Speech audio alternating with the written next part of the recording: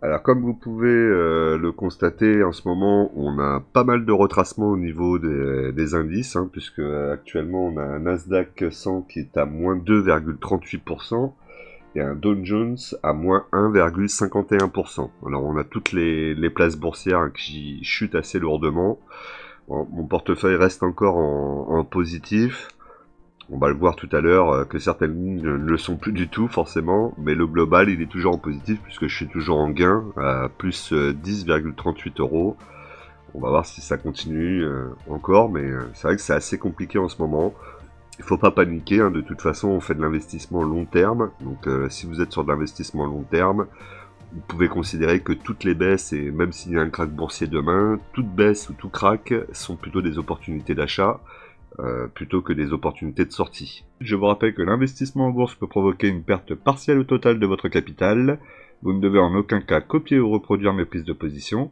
Je ne suis pas un conseiller financier, mais un particulier qui investit en bourse à titre personnel. Alors, on y va sur le portefeuille. Donc, on va regarder toutes les actions au niveau des graphiques et après on regardera le portefeuille dans la globalité. Vous voyez d'ailleurs aussi hein, ici au niveau des Ethereum et Bitcoin, donc là on est sur de la crypto-monnaie, c'est pareil, ça baisse aussi énormément. Alors là c'est un peu moins significatif, mais ça a quand même pas mal baissé, hein, puisqu'on n'était pas loin des 70 000, et sur l'Ethereum on n'était pas loin des 3800. Donc vous voyez que les baisses sont quand même assez importantes, mais c'est pas pour autant qu'il faut paniquer, bien au contraire. Alors, première action, donc Realty Digital Realty Trust, pardon, on va y arriver. Donc on a eu une belle petite baisse, où on est venu retester ici la moyenne mobile de 100 périodes. Donc là, ça a testé, ça a touché avec des mèches et c'est reparti.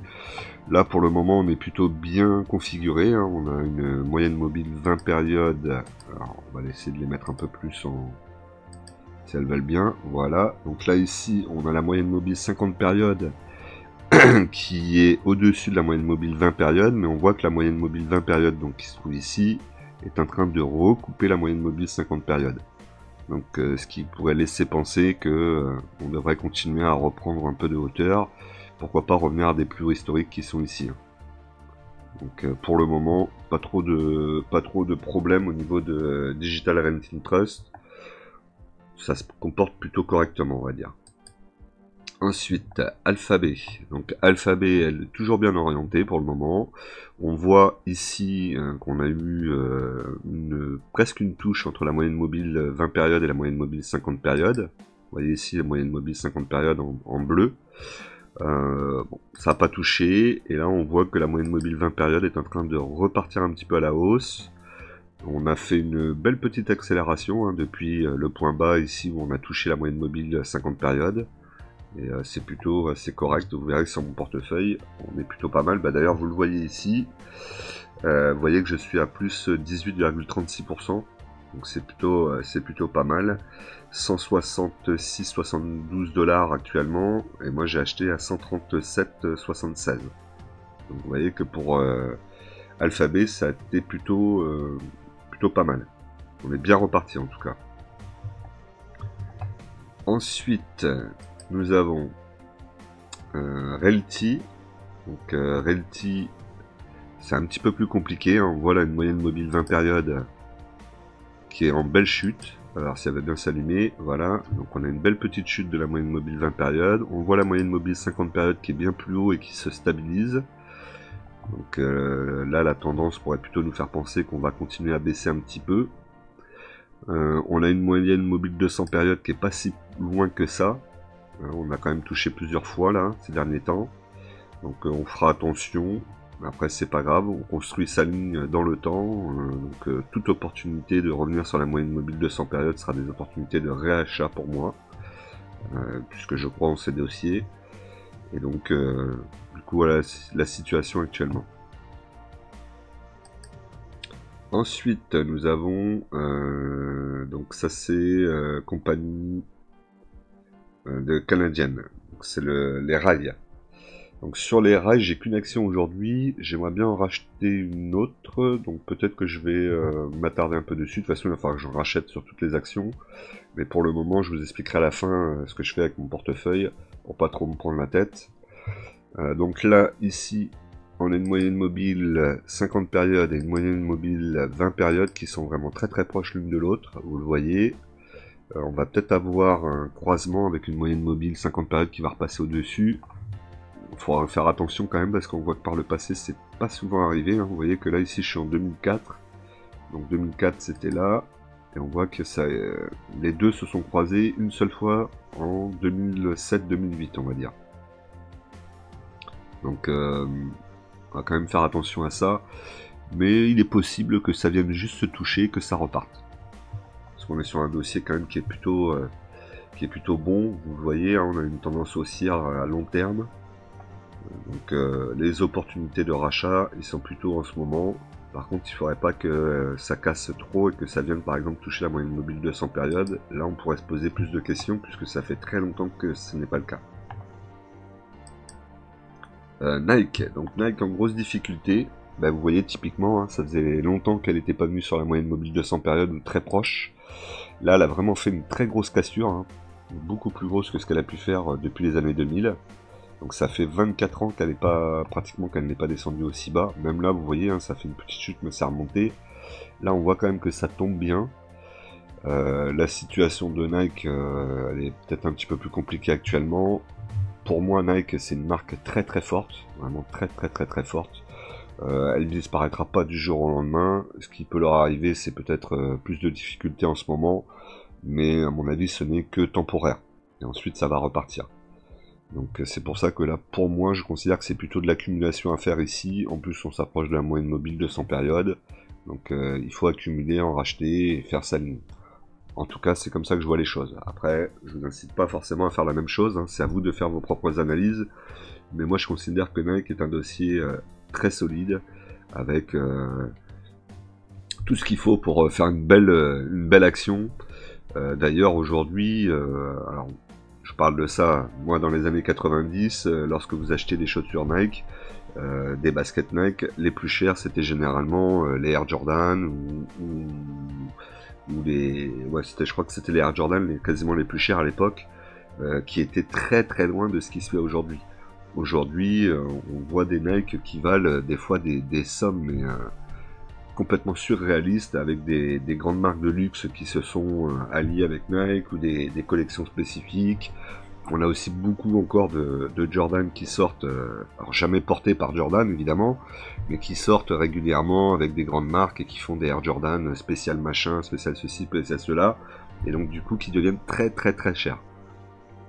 Personnellement, j'ai du mal à comprendre ce phénomène, je vous l'avoue, hein, puisque pour moi, une paire de baskets qui n'a jamais été portée par le sportif, ça n'a pas trop d'intérêt, je trouve, mais bon, visiblement, il y a un marché de la sneakers, hein, on appelle ça aujourd'hui, et ce marché, il est vraiment très très impressionnant.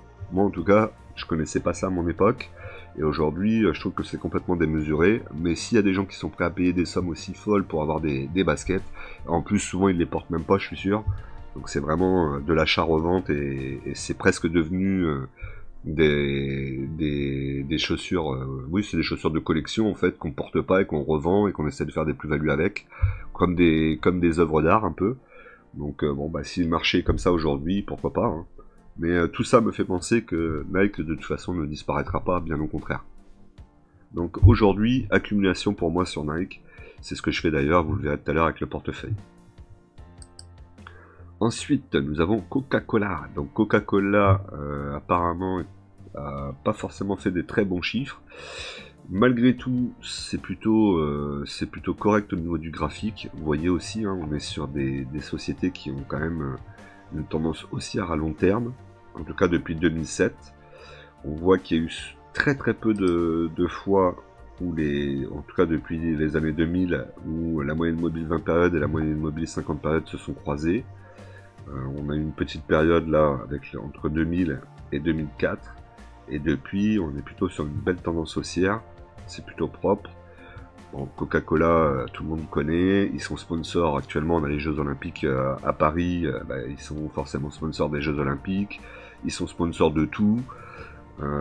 Oui, les temps changent, oui, les gens changent leur consommation, changent leurs habitudes de consommation.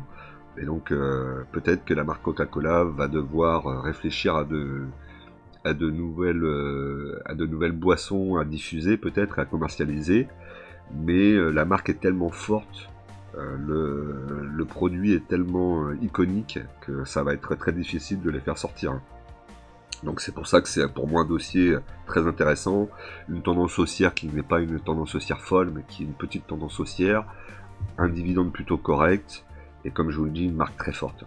Très très très forte, hein, puisqu'ils ont inventé même certains personnages que nous connaissons tous, hein, qui est un petit personnage en rouge avec une barbe, qu'on a l'occasion de voir au mois de décembre. C'est un personnage qui a été inventé par Coca-Cola. Donc ça, rien que cette puissance-là, rien que pour ça, déjà, je vous dirais, Coca-Cola est pas prêt de disparaître. Après, peut-être qu'ils vont se renouveler, qu'ils vont changer leur business, peut-être aller moins dans les boissons sucrées, parce que le soda va avoir de moins en moins le vent en poupe, je pense. On verra.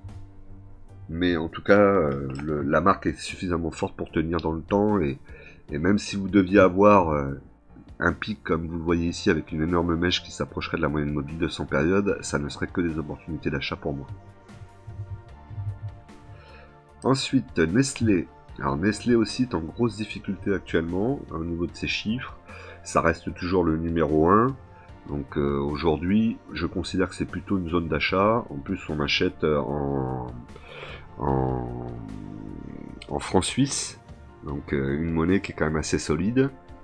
Puisque sur XTB, vous achetez dans la valeur qu'est l'action. Donc pour les actions américaines, vous achetez en dollars. Là, pour Nestlé, qui est en Suisse, bah, vous achetez en francs suisses.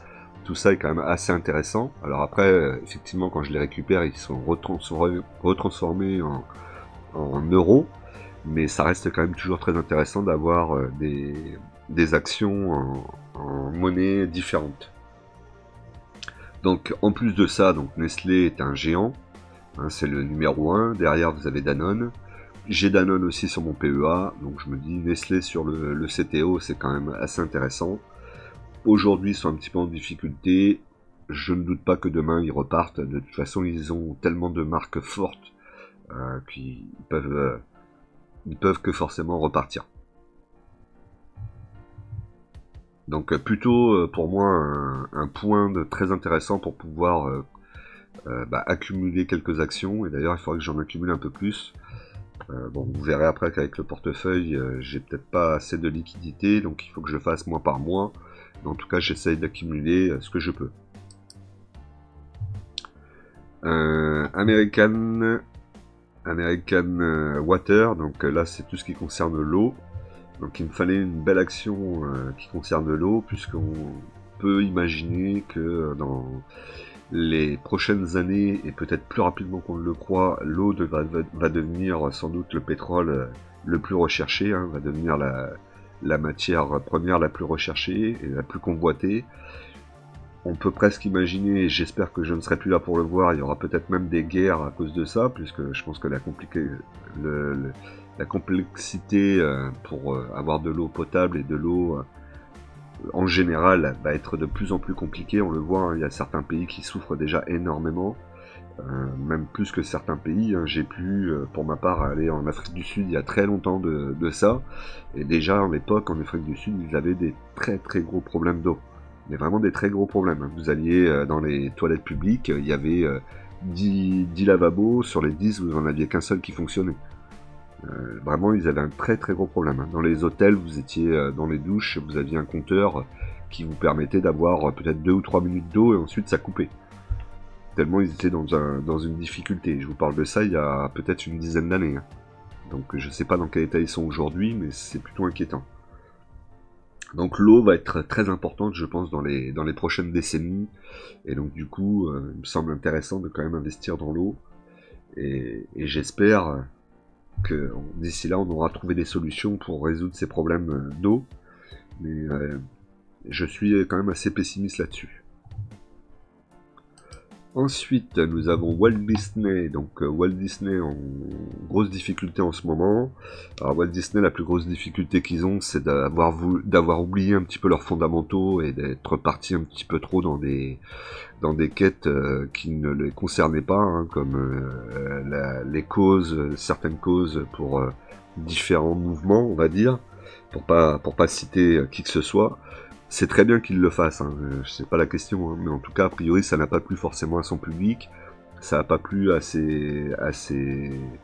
aux personnes qui aimaient Disney historiquement, et puis aussi les derniers Disney qu'ils ont sortis, les derniers films, c'était pas forcément top, hein. Ils ont pas fait des grosses entrées, ils ont pas réussi à sortir vraiment un nouveau personnage fort comme ils ont pu le faire dans les années passées. Donc je pense qu'il faut vraiment qu'ils se recentrent sur ce qu'est Disney, sur la magie de Disney, sur les personnages, et peut-être un petit peu moins sur ce qui se passe dans la vie pour, euh, pour revenir à leur base et à leurs fondamentaux tout simplement. Donc je crois toujours énormément en cette société. Je me dis aussi que dans tous les cas, elle a tellement de produits forts et tellement de marques fortes que si demain elle devait disparaître, elle ne disparaîtrait pas, elle serait rachetée par quelqu'un d'autre et elle continuerait de vivre. Donc c'est pour ça que je me dis, aujourd'hui on est plutôt sur des opportunités d'achat, on est en plus sur la moyenne mobile de 100 périodes. Vous voyez que c'est déjà arrivé par le passé, hein. 2007 c'est arrivé, ici on était sans doute en 2021, 2001 ou 2002, on a eu aussi des grosses baisses ici. On n'est pas sur un dossier qui est en constante augmentation sur long terme. On voit qu'il y a quand même eu plusieurs fois des cassures et des tremblements. Donc pour moi pareil, opportunité d'achat, construire sa ligne, pas faire une trop grosse ligne non plus, le dividende des revenus en plus, qu'il n'y a pas de raison de pas en profiter, essayer d'acheter en dessous des 100 € et de construire une ligne en dessous des 100 € et ensuite laisser faire les choses. Alors après Disney c'est pas aussi que les films, hein, évidemment c'est les parcs d'attractions, c'est tout ça aussi, hein. Et ensuite pour finir donc Nvidia, Nvidia où je suis rentré lorsqu'il y a eu le split là, et donc j'ai essayé d'en profiter. Bon on a eu une baisse malheureusement pour moi. Bon je pense qu'on peut continuer à monter, hein. Vous voyez au niveau du graphique quand même, moyenne mobile 20 périodes, elle est ici. La moyenne mobile 50 périodes en bleu ici, et la moyenne mobile de 100 périodes. Vous voyez que quand même la tendance est toujours très haussière, et même très haussière. Les trois moyennes mobiles sont vraiment très bien orientées à la hausse, donc je suis pas très inquiet, je pense que ça va le faire. Après Nvidia, ce sera pas une société que je vais garder long terme, ce sera plutôt une société que je veux garder un an ou deux, et ensuite on sortira du dossier, parce que ce qui se passe aujourd'hui sur Nvidia, c'est qu'ils ont l'avantage concurrentiel, ils ont pratiquement pas de concurrence, mais la concurrence va arriver, c'est sûr, à un moment ou à un autre ça va arriver, et donc du coup Nvidia va forcément baisser. Donc l'idée c'est de vendre là sur l'année qui est en cours, ou l'année prochaine, et ensuite on verra. Parce que lorsque les concurrents vont arriver, Nvidia aura moins cette place de leader, hein, normal, et du coup ça sera plus compliqué pour eux. Voilà ce que je pouvais vous dire au niveau des graphiques. Donc maintenant on va regarder un petit peu au niveau du portefeuille comment ça se passe. Donc vous voyez Realty Income, donc on est en positif, plus 11,06%. Donc actuellement j'ai 10 actions. Alors on est passé en négatif, on est repassé en positif. Ça bouge plutôt pas mal au niveau de Realty Income. Après c'est une belle société pour les dividendes. Donc c'est pour ça que je l'ai. Il aurait peut-être fallu que j'en reprenne un peu, mais bon, on peut pas être partout. Étant donné que je mets 100 € tous les mois sur le CTO qui arrive en premier, donc je me paye en premier, c'est-à-dire que les premiers du mois, les 100 € tombent sur sur XTB. 100 €, ça permet pas de faire non plus énormément d'achats. Donc il faut essayer de regarder. Donc ce que je fais, c'est que je prends le portefeuille et je prends celles qui sont les plus basses et j'essaie de renforcer en essayant pas non plus de renforcer toujours les mêmes. Donc Alphabet, j'ai 2 actions, je suis en plus-value latente de 18,36%, donc Alphabet ça se passe plutôt pas mal dessus, j'aurais même voulu en racheter, donc pour le moment elle est trop haute pour que j'aille en rechercher, surtout par rapport au reste de mon portefeuille. Nike, donc on en parlait, Nike, j'ai 4 actions. Je suis en moins-value latente de 21,88%. Donc là, typiquement, vous voyez que Nike, je pourrais sans doute en reprendre. C'est peut-être d'ailleurs ce que je vais faire, en reprendre au moins une. Ensuite, Johnson & Johnson est repassé en positif. On était en grosse moins-value. Bon, là, on est revenu en positif. J'ai une action actuellement. on est à plus 1,92%. C'est correct, c'est pas encore extraordinaire, mais c'est correct. Digital Realty Trust, donc on a une action et on est à plus 6,78% en plus-value latente, plutôt correct. American Water, donc tout ce qui est eau, une action. Vous voyez toutes celles où j'en ai une, il faudrait que j'en reprenne. Donc je pense que je vais déjà me focaliser sur celles où il n'y en a qu'une, une action pour pouvoir faire des lignes un petit peu plus grosses. Donc American Water, on a dit une action, je suis à plus 21,18%, elle est repartie très très vite American Water, hein. J'ai pas eu le temps d'en reprendre malheureusement, c'est pas grave, on attendra un petit peu. Coca-Cola, donc deux actions, plus-value latente de 17,32%, plutôt correct. Ensuite, canadienne, donc National Triway, c'est tout ce qui est train. Désolé pour mon anglais qui est très mauvais. Donc une action, moins 15,62%, donc typiquement je pourrais reprendre un petit peu de canadienne, pourquoi pas. Ensuite, Nvidia, une action, moins 13,42%, pardon. Donc là aussi, possibilité d'en reprendre. Nestlé, j'ai peut-être loupé le coche sur Nestlé puisque j'ai une action. Aujourd'hui on est à moins 8,24, mais j'ai vu Nestlé jusqu'à moins 20% à un moment. J'aurais peut-être dû en reprendre à ce moment-là. Bon, malgré tout, je vais peut-être quand même en reprendre. Moins 8,24, je vais peut-être attendre un peu de voir si elle continue à baisser un peu. Et ensuite, pour finir, Walt Disney, une action, et on est à moins 24,26%. Donc là, par contre, on est une grosse baisse. Donc typiquement, si je regarde mon portefeuille, je pourrais, les actions sur lesquelles je pourrais me renforcer, Nike, Walt Disney. Alors ce qui m'embête avec Nike, c'est que j'en ai déjà 4. Si je me renforce, en plus, va devenir ma deuxième plus grosse ligne, et donc forcément va impacter le portefeuille, hein, puisqu'on est actuellement en négatif sur Nike, et je serai toujours en négatif même en rachetant une. Donc c'est là où je me pose la question. Ensuite, je pourrais éventuellement me renforcer sur Disney, donc je vous ai dit, j'ai qu'une action, donc moins 24,26. Donc là, on est sur des baisses assez importantes pour pouvoir renforcer. Et éventuellement Nestlé que je pourrais renforcer aussi, même si c'est pas la plus grosse baisse, c'est pas la plus grosse perte latente que j'ai du portefeuille, mais malgré tout on est quand même à moins 8,24, donc peut-être se renforcer sur Nestlé avant qu'elle reparte. D'ailleurs n'hésitez pas à me dire dans les commentaires laquelle vous semble la plus intéressante à renforcer. Est-ce que c'est Nike, est-ce que c'est Nestlé ou est-ce que c'est Walt Disney? Voilà, j'attends vos messages dans les commentaires. Donc voilà ce qui était pour le portefeuille XTB. Donc vous voyez ici que la valeur du portefeuille est de 2185,74 et que les fonds disponibles sont de 145,54. Voilà, et donc le gain actuellement il est de 10,38 €. Que ça bouge assez rapidement, mais en tout cas pour le moment je suis en positif malgré plus de 2% de baisse sur le Nasdaq et plus de 1,50% sur le Dow Jones. Donc le portefeuille se tient quand même pas si mal que ça finalement, mais bon, il n'y a pas que du Nasdaq. Voilà ce que je voulais vous dire. Donc on n'oublie pas de s'abonner, de cliquer sur la cloche, de liker évidemment, le maximum de likes. Mettez-moi des commentaires. Et si vous voulez vous inscrire sur la plateforme XTB et que vous voulez aider un petit peu la chaîne, n'hésitez pas à utiliser mon lien que je vous mettrai en description et que vous retrouverez aussi en bas de la page.